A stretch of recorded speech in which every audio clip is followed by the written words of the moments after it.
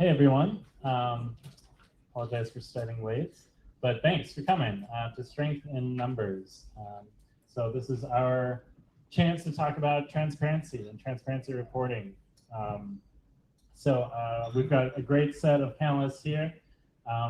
Starting on the left, we have Jiwon So from Korea Internet Transparency Report, which is a project at law school there. Looking at government transparency reporting. Also looking at government numbers are Jennifer from Hong Kong Transparency Report. To her right is Ben Blink from Google. Google pioneered the process of transparency reporting. And Craig from Frontline, okay? Keyboard Frontline in Hong Kong, which is an NGO that fights for free expression. I am Peter Misek, Senior Policy Counsel at Access, and we run the Transparency Reporting Index. We really want to make this an interactive session. We've got some questions for y'all to work on, but I think we're going to start with some presentations to look at what Juan and Jennifer have been doing in the region. Okay, thank you. I'd like to give you guys a brief introduction to the transparency reporting in Hong Kong. First, who we are. We are an independent research project under the Journalism and Media Studies Center, University of Hong Kong. And our project started in 2013, sorry, and it was funded by Google. And then in 2013, we have a landmark event where the lawmaker Charles Mok asked the Hong Kong government to release the number of user data and the content removal requests made towards the service providers, such as the online forums, the email service providers, and also the telecom providers. And then the Hong Kong government is quite cooperative. It released the data, but in the PDF format. This is the format the Hong Kong government released. So it's very difficult for the for the online users, ordinary citizens, to interpret the data. One of our objectives is to interpret, analyze, and try to find out the missing data. Then we have a very important event last year. I believe many of you noticed, which is the Occupy Central movement, and then during the movement, which lasted around 3 months, there were a lot of speculations over whether the Hong Kong government is monitoring, surveilling the activists, the pro-democracy leaders. And the one way to examine it is through how the Hong Kong government accesses the user data online. Following these speculations, the public is very curious to know whether the government is monitoring us and whether government surveillance can be justified, and who can the users count on to protect their privacy. Then I'd like to introduce why we need transparency reporting. I believe many of you are experts here, so I will just mention this very, very quickly. First, to respect internet users' right to know, such as how the government is accessing my online data, such as my IP address, email, and the phone logs. And it is also good for the government and the companies to build accountability. And finally, it is a best practice followed by the well-known internet companies like Google, Facebook, Yahoo, etc. Actually, according to Access Transparency Reporting Index, at least 42 companies have engaged in transparency reporting. So this is a brief mention of what should be in the transparency report according to the Stockholm principles. What I want to emphasize here is the content user data access requests and the content takedowns. So our project is basically divided to two parts. On one hand, we rely on the data released by the government. On the other hand, we also use the Hong Kong's Freedom of Information code to request the government to release data. According to the code, the government is obliged to respond within 21 days, but because there is no law, this is a code, so it's not legally binding. So the government sometimes they want to release. And here are the data we analyzed. So you can see very clearly, this is in the 3 years total government user data requests and content removal requests made towards the internet and online service providers. And this is the yearly analysis. So you might wonder, like, what law enforcement agencies made such requests. So we also, this is the content removal request, such as to remove the web pages, hyperlinks on the website. And this is the requests are divided by different government departments. As you can see clearly, the biggest number of requests was issued by the police. And the reasons for the user data requests, the biggest reason is crime prevention and detection. But as I will mention, later, because there is no law in Hong Kong to regulate the law enforcement agency's requests, so we have no way to justify whether it is necessary and appropriate and proportionate for the law enforcement agency to request such data. And this is the removal request. The biggest amount is from the Department of Health. For the reason is to combat copyright infringement. Again, the same reason, because no law, so very seldom the government can justify the reasons. Okay, so this is what these numbers did not tell us. Apparently, the government released all the data, but according to our analysis, it's not the case. As I mentioned, no laws or regulations governing the law enforcement agencies data or content removal requests. And then there is no independent oversight. So, for instance, according to a lot of forums I've been talking to, in a lot of cases, the police officer just made a phone call to the website asking the website to surrender the user's IP address or to delete the user's online post, which is under no independent examination, and there is no legal justification. Okay, there is no another big issue is no standard documenting and reporting mechanism by the government agencies. For instance, our legislator has been made several requests according as to how many of the government requests were actually filed under court orders, which is a very important way to examine the legitimacy of the government requests. But the government still refused to tell us the number, how many of the user data requests were filed under court orders, and how many for the police department. The police spokesman actually said they do not have a standard documenting mechanism, so they have no way to tell us how many of the requests were actually complied with by the service providers.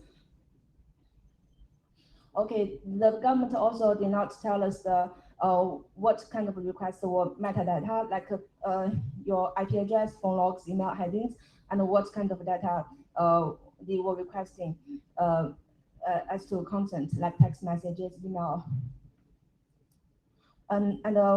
So this is one of our analysis. The other analysis is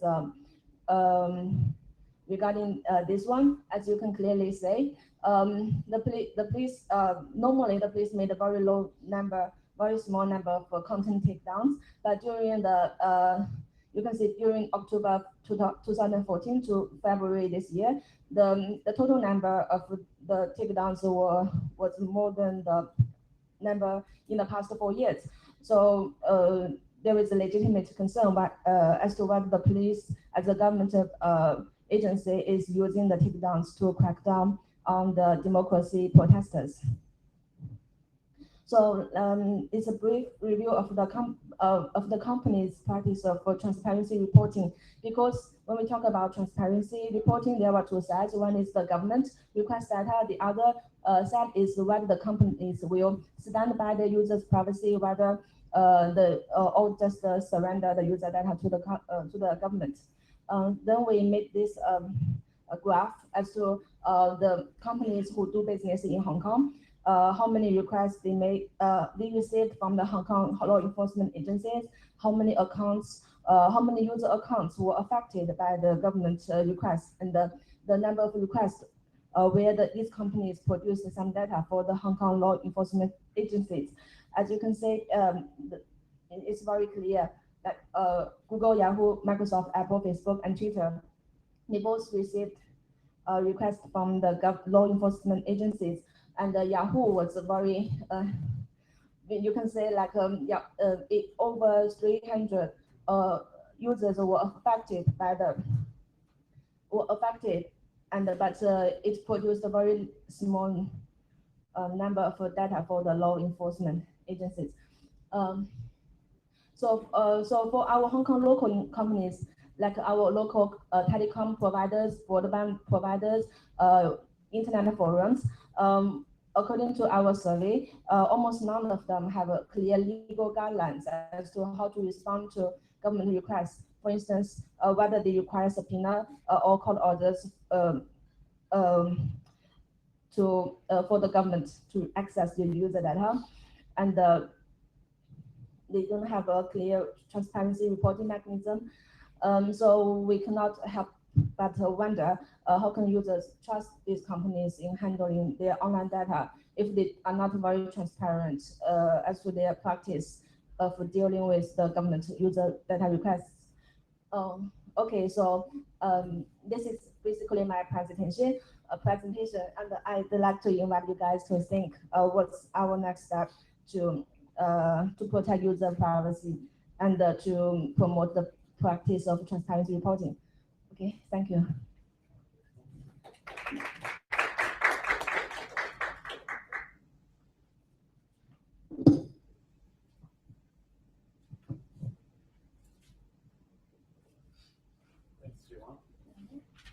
Hello, I'm Jiwon Son from South Korea Internet Transparency Reporting Team of Korea University Law School's Clinical Legal Education Center.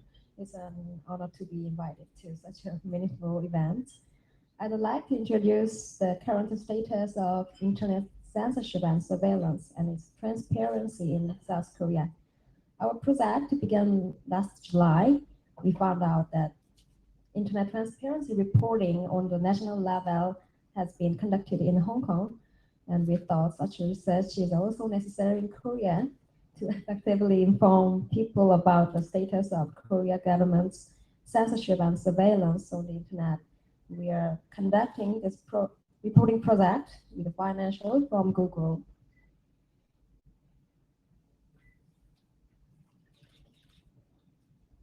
In Korea, a total population of about 50 million, about 100,000 online contents are blocked yearly by an administrative body, KCSC.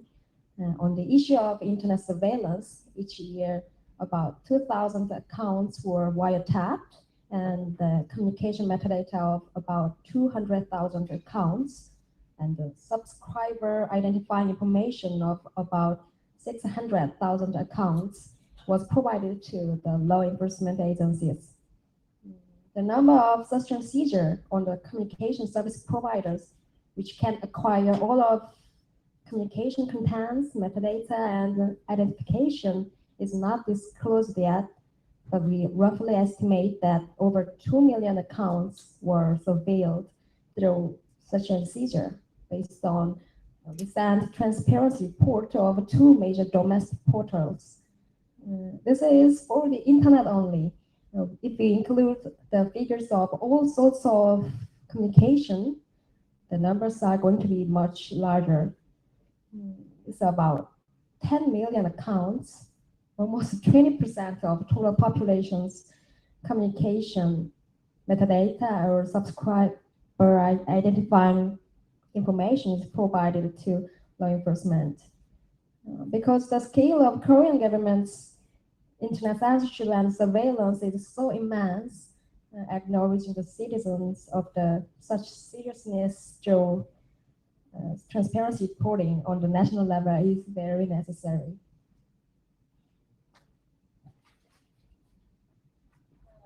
However, the Korean government discloses some of the relevant figures to the public. KCSC, the censorship body, quarterly releases the number of contents blocking or deleting decisions and rough reasons for those decisions.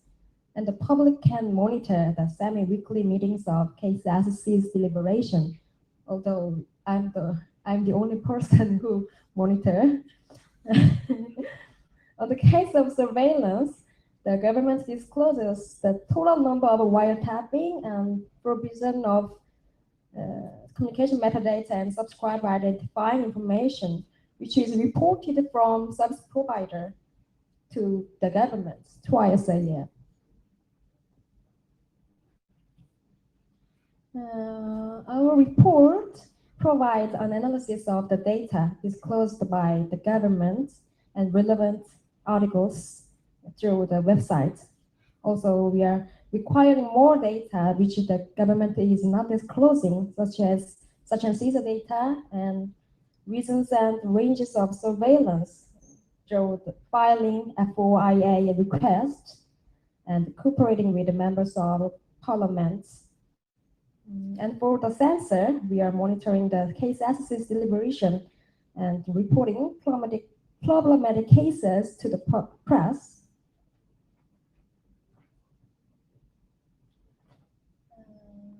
In fact, it's hard to say that Korean citizens are interested in the subject, but recently there were several cases revealing the seriousness of excessive surveillance on the online messenger. One of them is that the online messages of left-wing parties' vice president was surveilled through the search and seizure on the servers of service provider. In this case, not only the account of the target of investigation, but also the account's data of the opposite party of the conversation was provided, which counts over 2,000. After revealing those cases, public's attention to transparency reporting increased, although it's not a big attention yet. This trend led to the first transparency report of domestic major portals, and legislation requiring the transparency report from the company and the government was recently proposed. That's all my short introduction of status in Korea. Thank you for listening.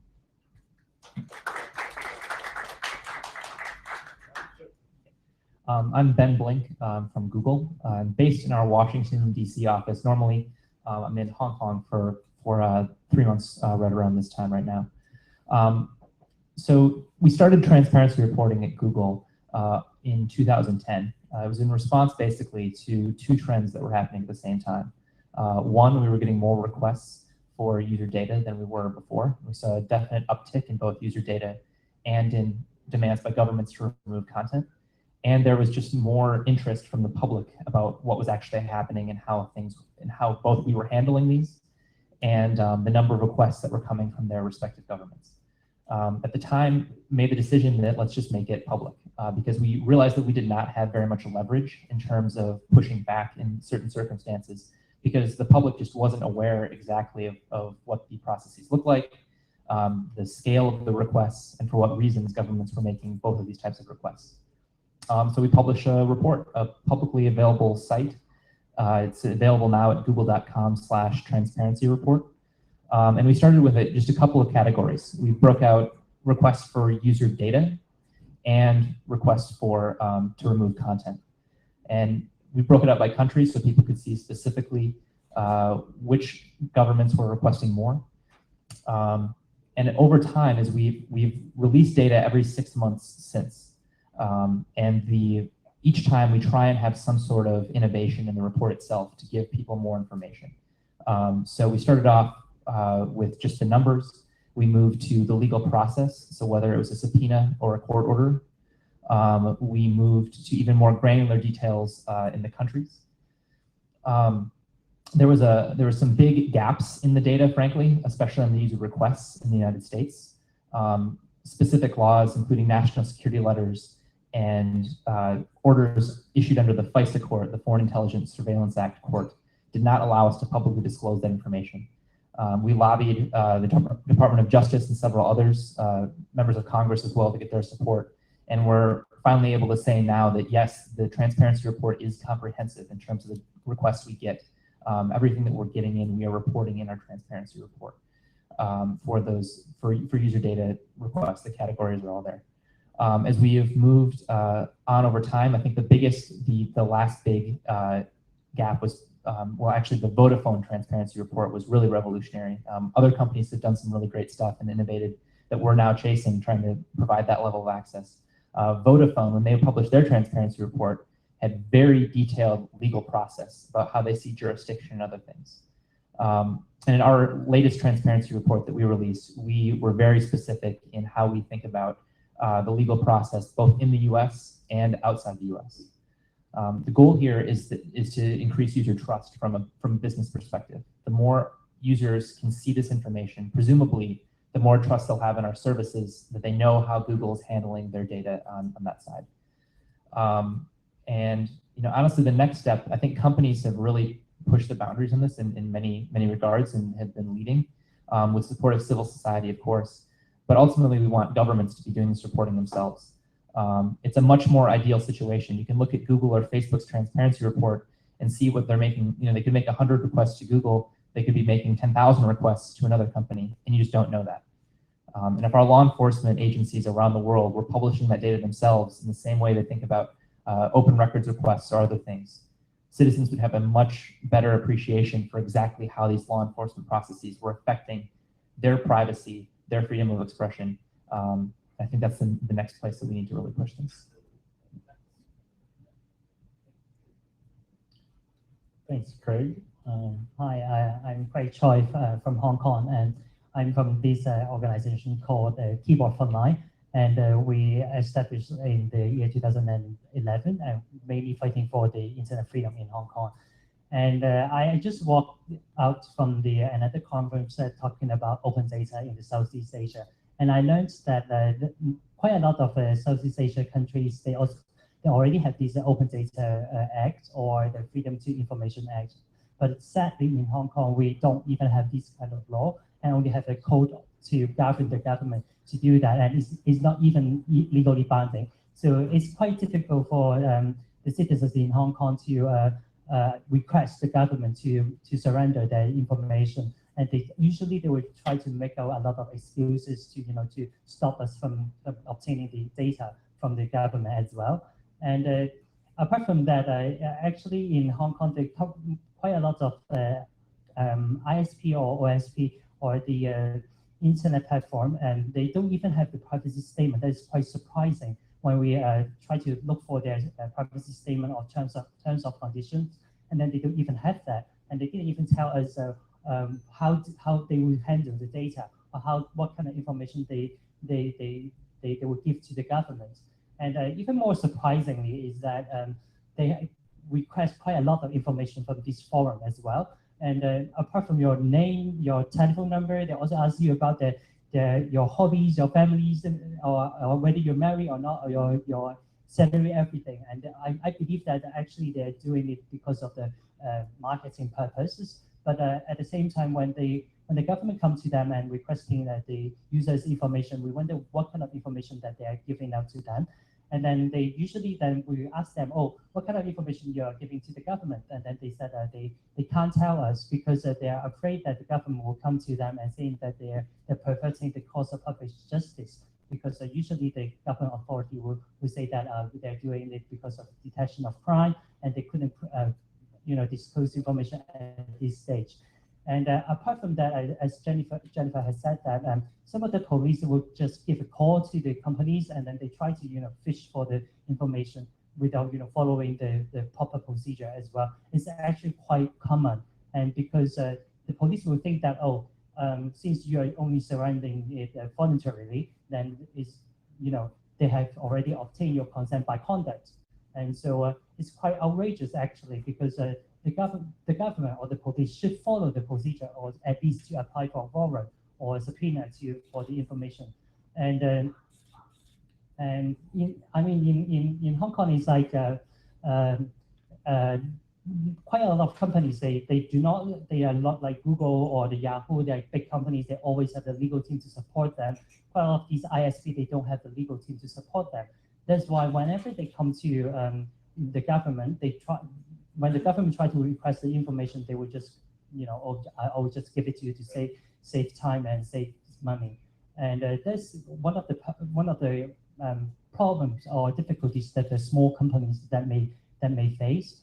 And another problem for the netizens is that, or the general public, people don't know what this transparency report can benefit them, and they don't know why the company is trying to release that, and how could they use it as well. So I would say that probably the next step would be the public education to the general public, how we can utilize this transparency report, or to give the government some pressure that they shouldn't request some information so randomly. Yeah, thank you. Great, thank you. Well, I think we've, yeah, round of applause. I think we've gotten some great ideas out there. People have raised the reporting by governments and the reporting by companies, and how those might strengthen each other. We've seen the links between civil society and academia and government reporting, and I think we've seen that there's some problems around business models and data protection standards in terms of the corporate collection of data and government access to that data. If we can get a show of hands from the audience, just an idea of how many of you work with open data or government data in your work? A few people. Great. Oh, there's one hand. How many of you have read transparency reports by companies? Good. And transparency data collected by governments and produced through some of these NGO reports. Great. Well, we've got a few questions we wanted to pose to you all to get you thinking about how these reports could be improved, how they could be used, and how they can be used to produce more government transparency. First, I do want to put it out to you. Do you have any questions in response to the panelists? Yes. I mean, more for Google or just in multinational companies in general that are, say, based overseas from the companies that are based. So when you get the transparency reports, and I've seen them, this is from the government, right? Do you receive them directly, or does it go from the local office? Like, how's the methodology in terms of the requests? You're saying if a government is making a request of Google, how do they? Say it's in Malaysia. Did it go through the local office, or did it go directly to the US? Like, what's the procedure? Yeah, so I'm sure companies are different on how they handle these types of requests. We have a web form that's available. So the requests, I mean, frankly, the requests could come in many forms. Some of them mail them. They may come to a local office. Ultimately, they get funneled to a central team based in California who has the legal expertise, who is separate from the political pressures that our individual teams may face in different places. And they can specifically assess those types of those requests.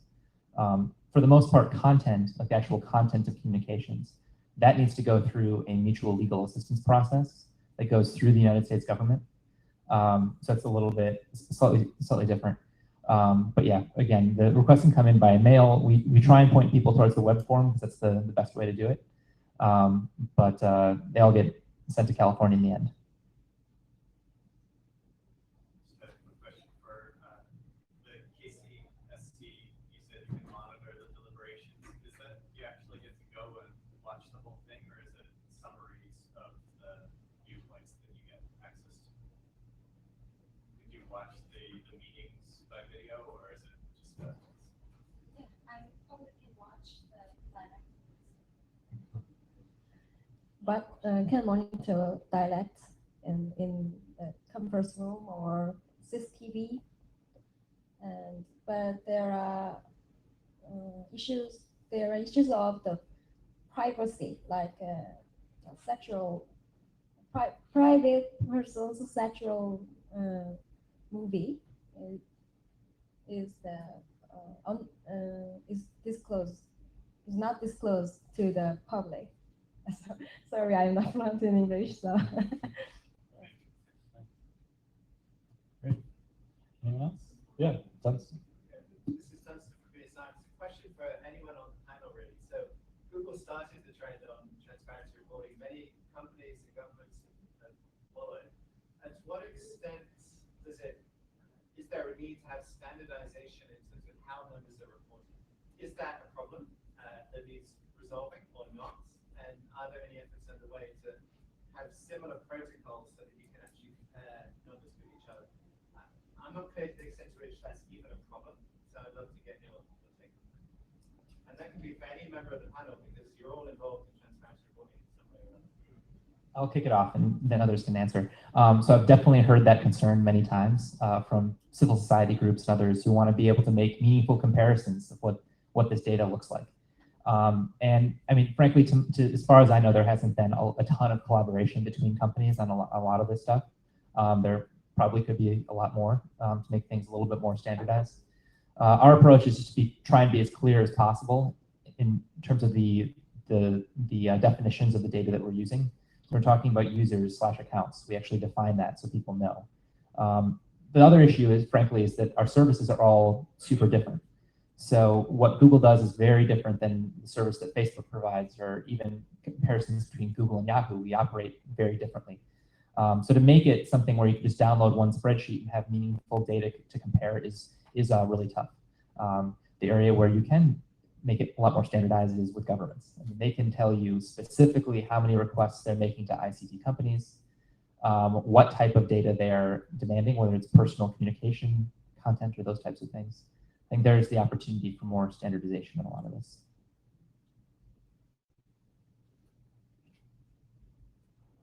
I actually thinking that the transparency report should break down into different authorities from the government, because when you can see from the transparency report that if it's from police, probably it will be criminal, but if it's from the custom, then probably it will be copyright infringement. I mean, at least in Hong Kong situation.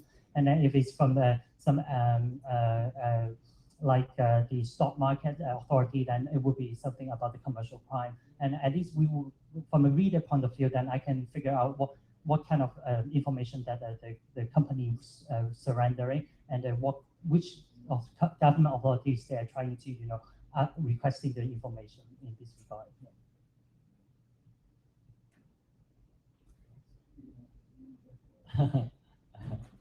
Yeah. I think standardization and looking for a common baseline is something that Access is certainly in favor of. I'm not sure whether that can happen across different countries, since legal regimes vary so much. And we're working with partners to try and understand how that can happen. And I think as the numbers do get simply a baseline at one company, and they will get more valuable over time to show trends. And trends that can be mapped against different political and legal changes in countries. Yeah, question number? I was just going to ask, as a government employee, how realistic you think it is that governments would provide that sort of information. So in the UK, we have independent commissioners who oversee intercepts and things like that. They do publish annual reports saying this is how many things we've intercepted, and this is the number that we found were problematic, and that sort of thing. But that doesn't cover everything that we do by any means. That doesn't cover every sort of content takedown, which at the moment is all about ISIL and mostly about students. Okay. And so I'm just intrigued as to whether you think that your government would provide such information quite openly beyond where they are already, or others who aren't already. I mean, is it really a realistic option? Right. So yeah, the question is about whether governments can be trusted to report accurate data, and I would just add, there is a divide sometimes, especially in the US, between national security requests or even takedowns in that case, and requests on from traditional law enforcement or crime fighting or copyright enforcement authorities. I wouldn't say that I can trust my government because it's not the government that elected through democracy in Hong Kong. But at the same time, I mean, when we look at the legal framework in Hong Kong, is that we don't have a information law or the Open Data Act like other countries in Southeast Asia. And the thing is that we only have a code of practice. So I think there's need to have a law or an act to govern this kind of government behavior, so that we can tell that the government is correct in providing the data. So I would say that in Hong Kong nowadays, only a code of practice is not enough.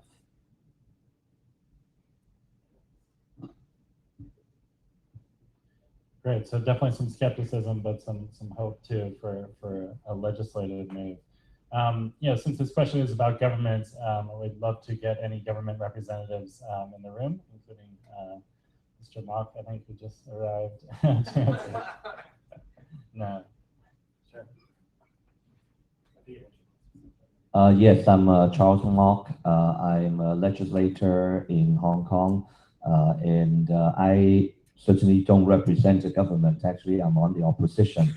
But I also, of course, I have actually happened to be the person in Hong Kong who actually requested the government to give these numbers starting 3 years ago.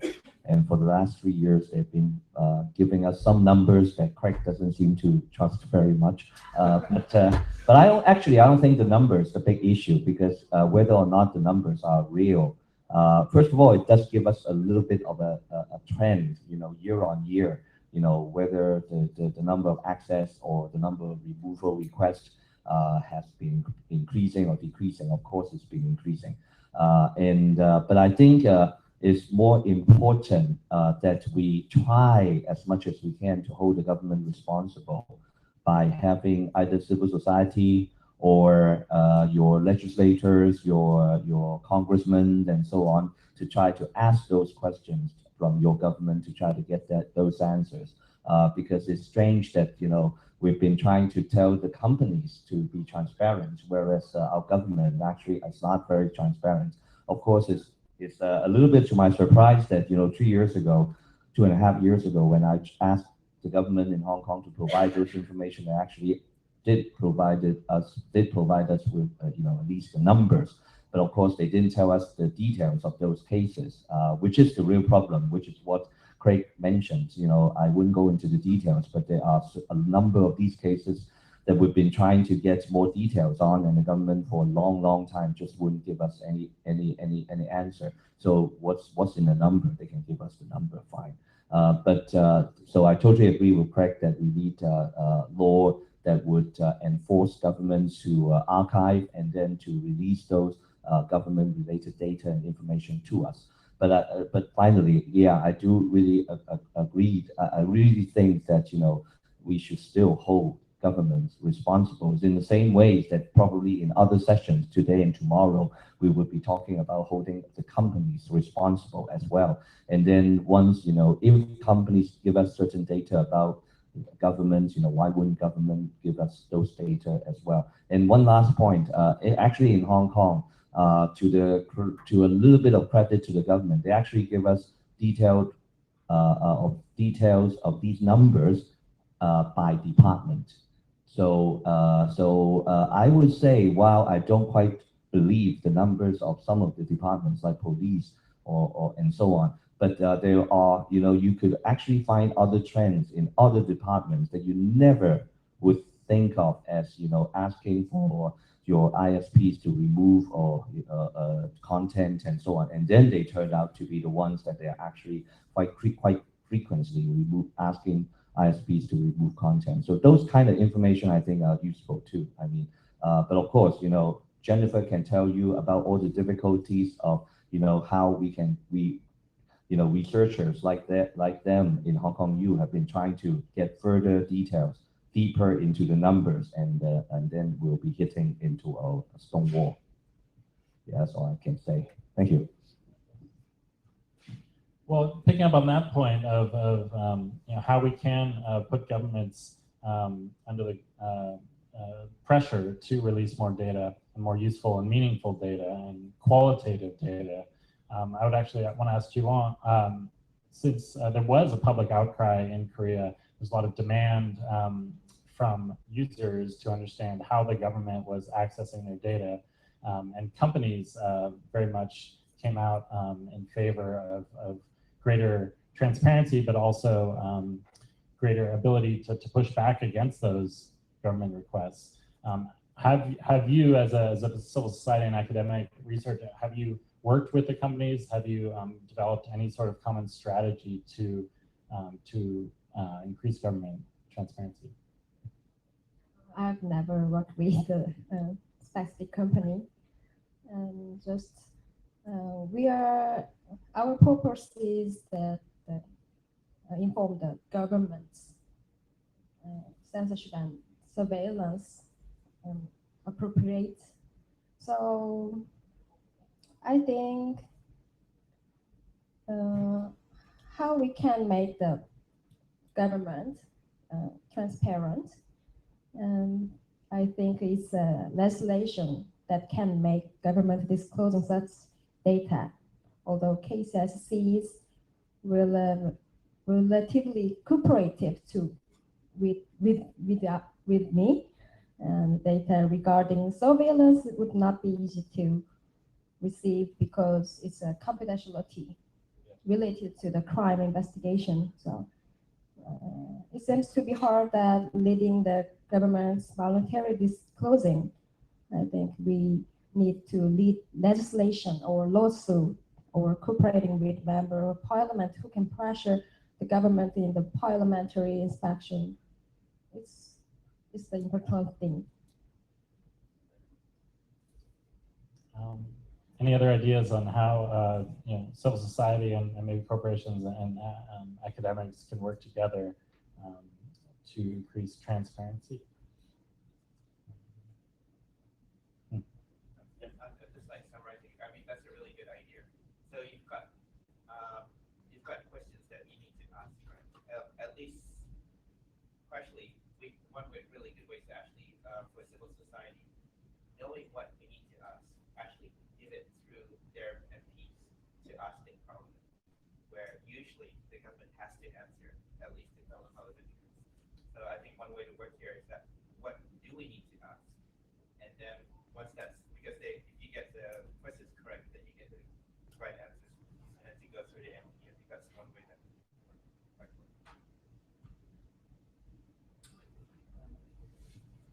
So I think the one place to start is the areas where the requests are most centralized. So for example, like national security letters in the United States are pretty much run by the FBI. And when you can identify specific agencies or others who are making requests that is of great interest to the public, you can start in those specific areas that make it easier. If we want to find out every single, what all the police across a large country are asking, that's an incredible lift and it's going to take a lot. So I think the more specific we can identify what is in the public interest that's most helpful. And then if we can make our first ask to a specific government agency where it's most centralized, where those requests come from, I think that's kind of where we get our first wins on this. And then as the public recognizes the value of that type of transparency, it's easier to ask for some of those transparency requests where there's much more government bureaucracy that needs to get together to actually make that happen. Right, so don't see governments as one monolithic entity, but rather a number of different departments at different levels. So I had another question for Jennifer. I was wondering what reforms you see that would increase public trust and perhaps oversight of the government surveillance, but also just the data that's being released. Is there anything in your mind that would help you to trust that data? You pointed out a few different gaps in what's being released, but is there any particular data that would help? Well, I think because one of the problems I just pointed out is the lack of independent oversight. Because the police, the law enforcement agencies, for I think for in the past 4 years, they never gave us an exact number of how many requests were done under court orders. So we have no way to know what kind of mechanisms are examining the government's requests. So I think it would be really great if the government can disclose how many requests were done under court orders. Also, another thing is, as Craig just mentioned, this transparency reporting is relatively new in Hong Kong for ordinary internet users. So if the internet users can realize how important it is to have the right to know what is happening to their online data, then they can start like pressuring the government, pressuring their service providers to release transparency reports. Great. I would like to ask Ben, you said that Google began reporting this data in part to enhance the trust of users in your ability to keep their private information safe and to protect it. So do you have any metrics to understand how that goal has been achieved?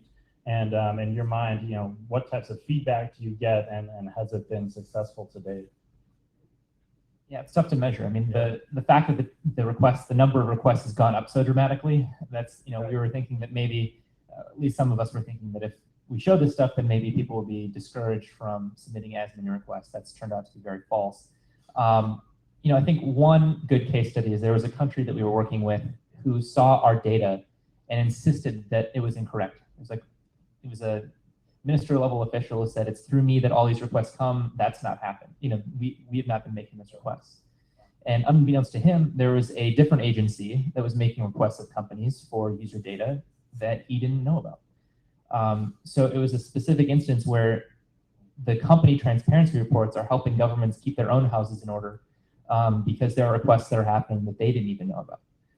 So I can only imagine what would happen if they actually started getting together and actually having conversations about these types of requests and their procedures.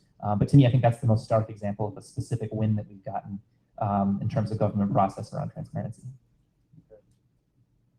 And what kind of feedback would users like to give? How have the reports been useful to you in your own advocacy?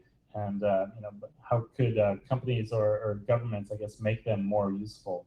I think really the key here is to make them effective. I was just going to say that's great that the government actually got together to talk about it, because we still don't do that in the UK, so I don't have any idea. Yeah, I'm not sure if they actually did get together to talk about it, but he knew that there was something wrong, and we could point to the area where it was happening. We run into that problem a lot, and I think that's really important. So just in general, exactly, we're not a monolithic organisation.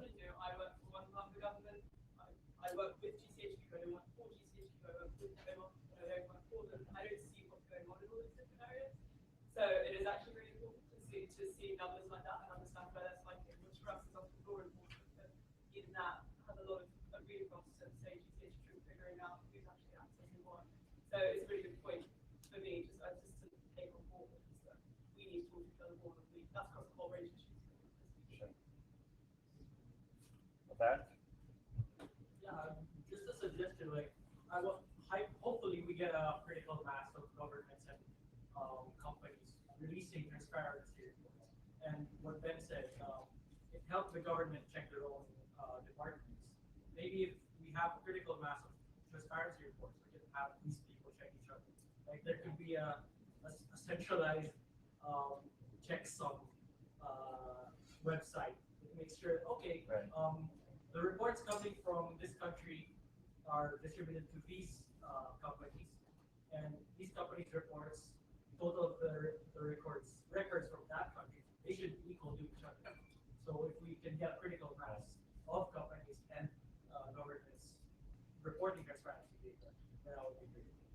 Great. So a system of checks and balances. That reminds me that the extractive sector has a transparency index that works very much in that way. It's called Publish What You Pay, and it's about governments reporting all the payments they receive from companies, and companies reporting all the payments that they make to governments. And in an ideal world, those would match up. Any response to what we've heard? That's I think it's really interesting when we talk about reporting, it's very easy to think about the numbers and just focus on the numbers. And you ask the question, what do we as users find most useful? I actually find the narrative more useful than the numbers, right? And reports should be about the numbers and the narrative. Ben mentioned the Vodafone report. The Vodafone report had, I think, 20 numbers in it and 20,000 words, right? And it was a superb report, but there are actually only 20 numbers in it. So what I find useful in the session description, the last 4 words were the search for meaning. It's actually the discussion you have based on these reports. And it's been interesting, reports have been coming out for 4 or 5 years, reaching to the point where people are actually having a dialogue about what the reports are saying and what you can do from a policy point of view, from a process point of view differently, as a result of what we now know that we didn't know 5 years ago. So I always think it's important to read the reports, not just focus on the.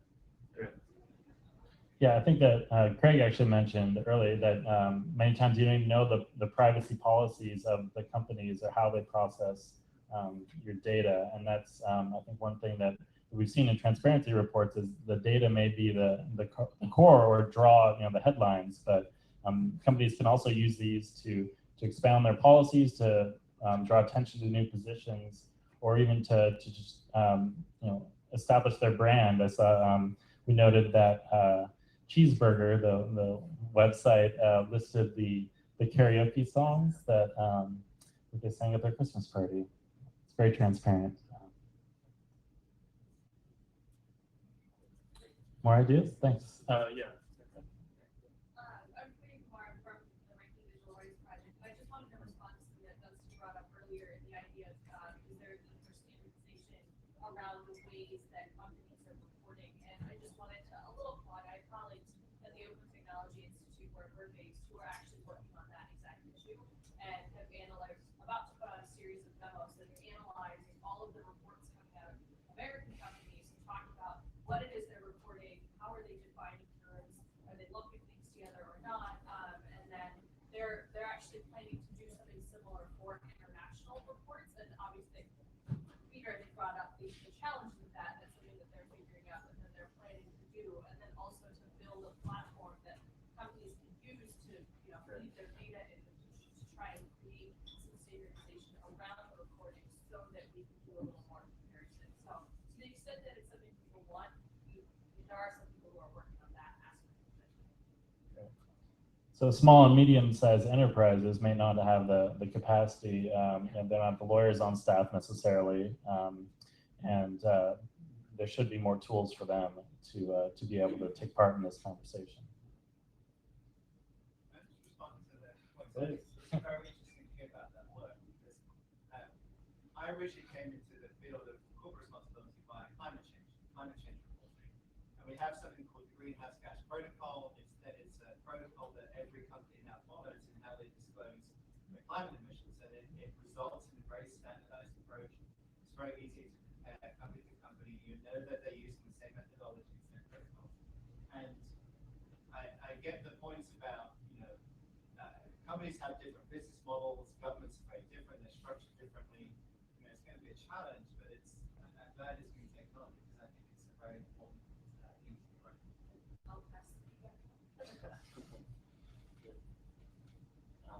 Yeah. Yeah, I wonder if so governments usually ask make these requests to corporations. But is there any follow-up? Like, what is the result of the information that was received? Like, we want to know: are we actually catching criminals? Are we actually preventing certain things from happening as a result of the information that government got? In the ideal world, all these requests go through a proper procedure And I think it should be part of the procedure that after a case is closed or a crime has been solved, there is also a reporting that is connected to that request. So there is a metric that we can measure. Because we don't know, like, all we know now is these many requests were made. But we don't know, like, how many criminals we caught or how many crimes were solved. Possibly, like, they made 200 million requests and nothing was done. And like, or maybe they did 15 requests and they caught like 50 sexual predators, and that's a huge return. So I'm thinking, how do we measure the return on these requests? Raises a lot of questions. Yeah. Does anyone want to respond immediately? I'll say something really quickly. So I can imagine law enforcement who would be just kind of bristling at that idea. The idea of having to be accountable for the type of information, because it would then, if they could need it later or they think it could help it later, if there's some sort of deterrent from them asking for that, I'm sure that's kind of a creepy idea. But I think in the US specifically, there are two great examples of this that are coming out right now. One is with the Foreign Intelligence Surveillance Act. We have some members in the intelligence community saying this information is essential. You have members of Congress who are saying there's no credible cases where you can demonstrate that those types of demands or those orders actually influenced investigations. I think those types of questions are exactly the right ones. The next area where this is going to be very prevalent soon is encryption and the ways in which companies encrypt their data, whether or not that encryption is inhibiting law enforcement investigations. And I think having a very tangible numbers-based but also narrative-based approach as to when this is helpful and when it's not is going to help inform us as to how we should address those specific challenges.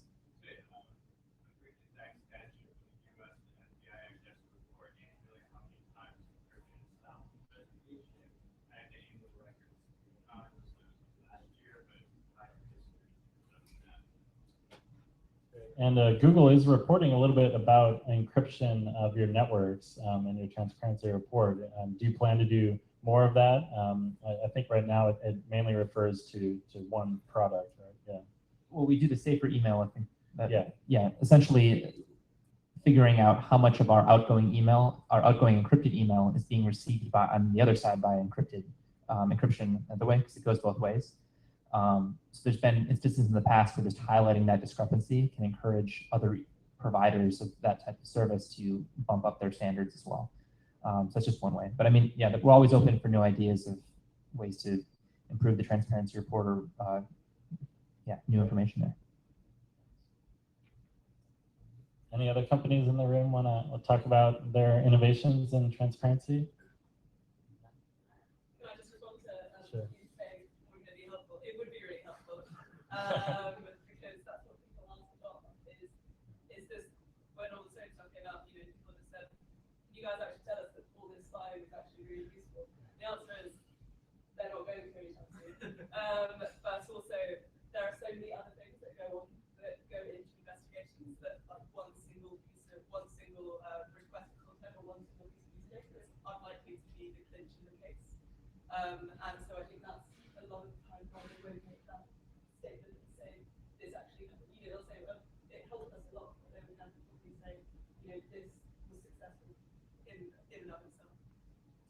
Thanks, Kaz. I think the governments are probably justifiably reluctant to talk about the impact of certain surveillance for investigation, for specific investigations. I think the governments can be made accountable for at least giving out the numbers of successful surveillance, where you can get a number of cases where surveillance has been done, and then the percentage of the cases that have resulted in arrest or convictions. I think that is really useful.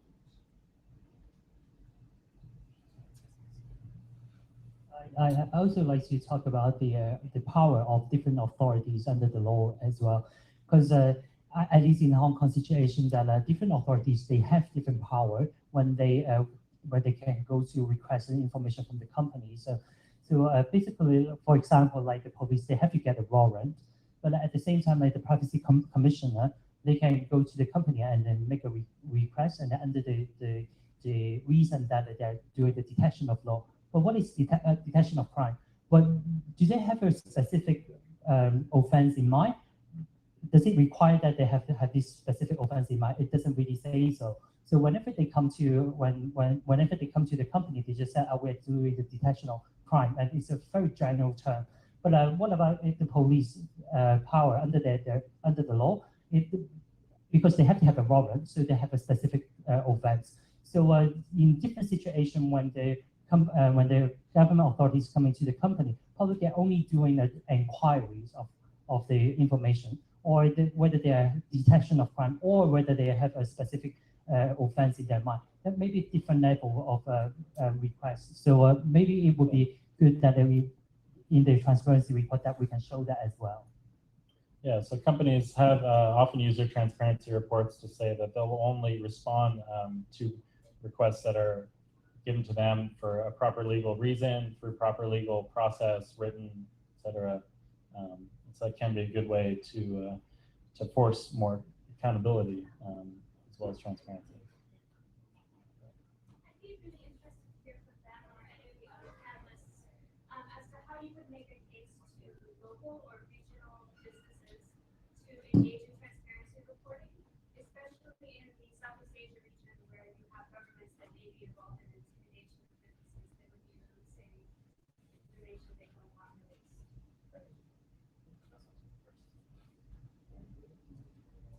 don't want released. This is actually an obstacle we have in Hong Kong.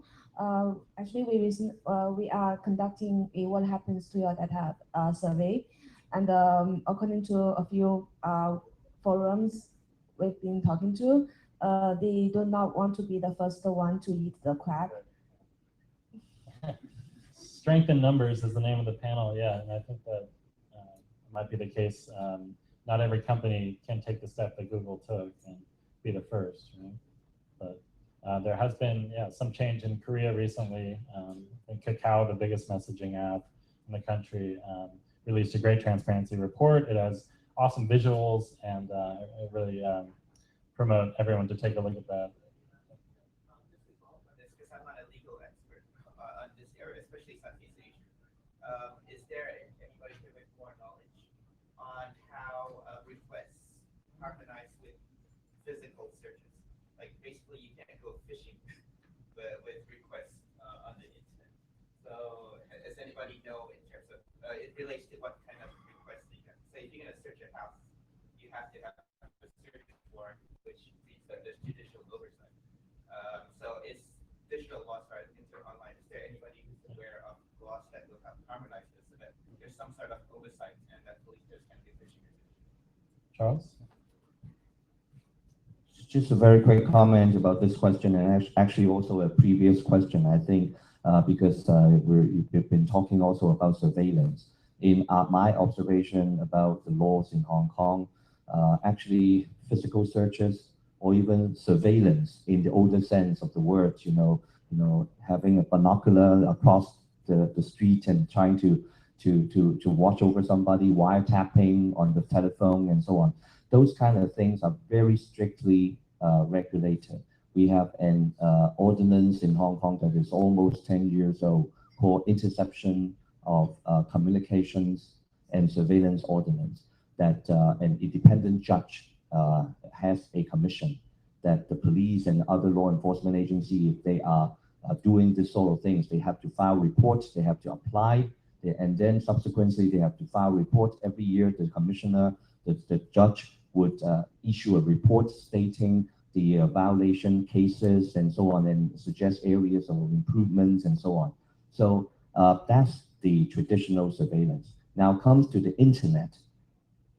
When we asked the commissioner last year, what about things that's been happening on the internet?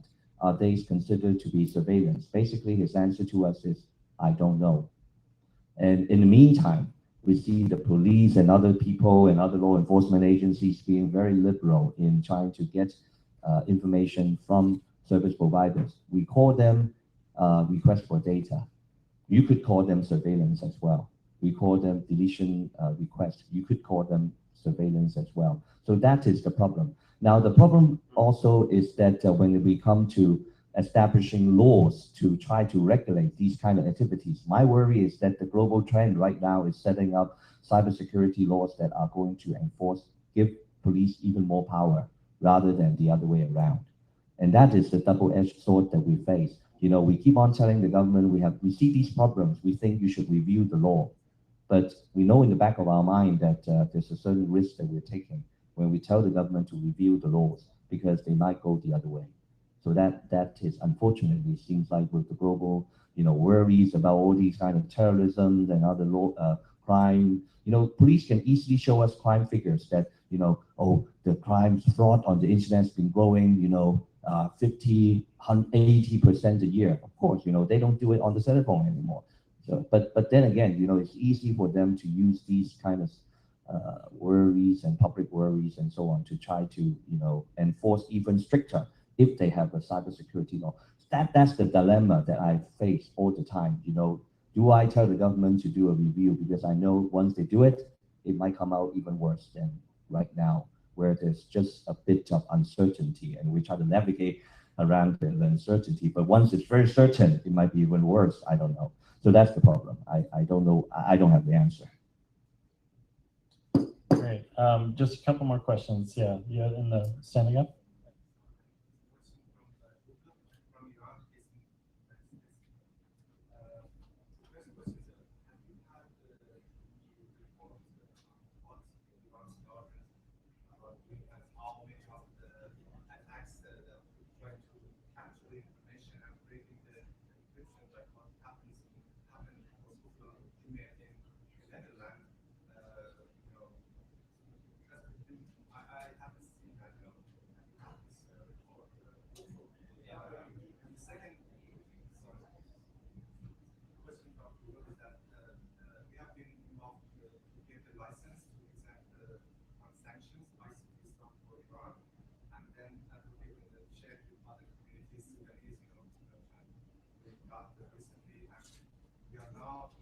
Sharing our experience with North Korean guys, but the concern is that if you make your paid service available in these countries, maybe they sometimes conditionally they ask you to give them some information. What's your policy that criteria? Because I know that you have experience in China. So what's your criteria to prepare for when you face this issue? Because you are really advocating having access to these items, paid items in the countries that we are, but on the other hand, we are concerned about this kind of problem that you face, for example, in China. So in terms of the trends of what the Iranian government is doing, I don't have the insights or the specifics about what they're doing. I know there's a lot of experts here focused on Iran and that type of technology, and who I'm sure could help out.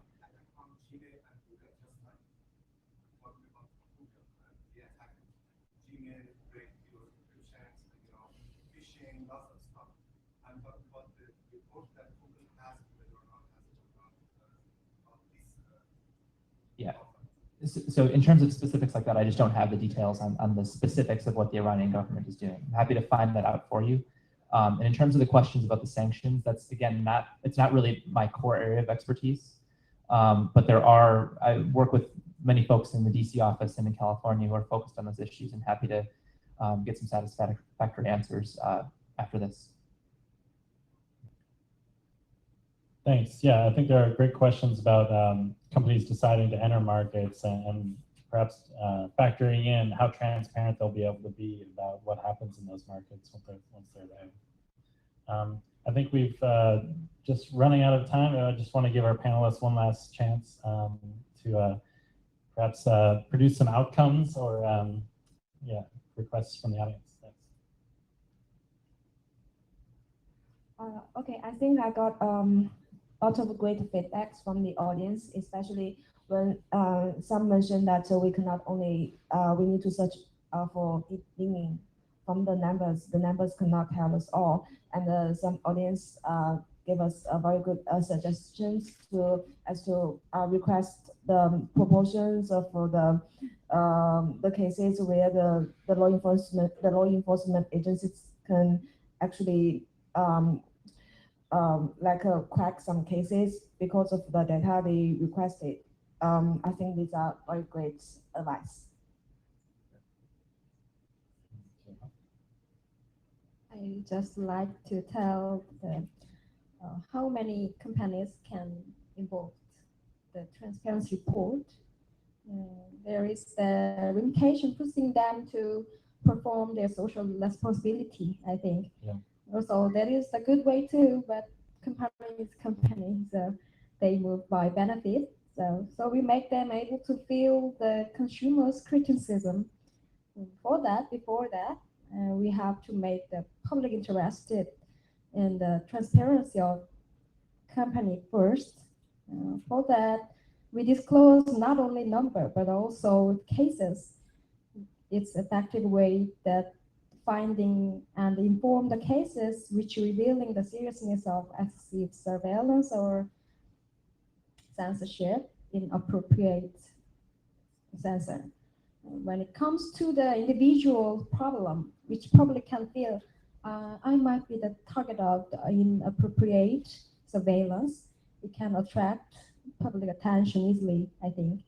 In Korea, after revealing the messenger surveillance cases I mentioned before, there were many people who moved to overseas messenger Telegram, which is known as that doesn't save conversation on their server. This move like this can brought companies the transparency reporting practice, I think. Thank you. Thanks.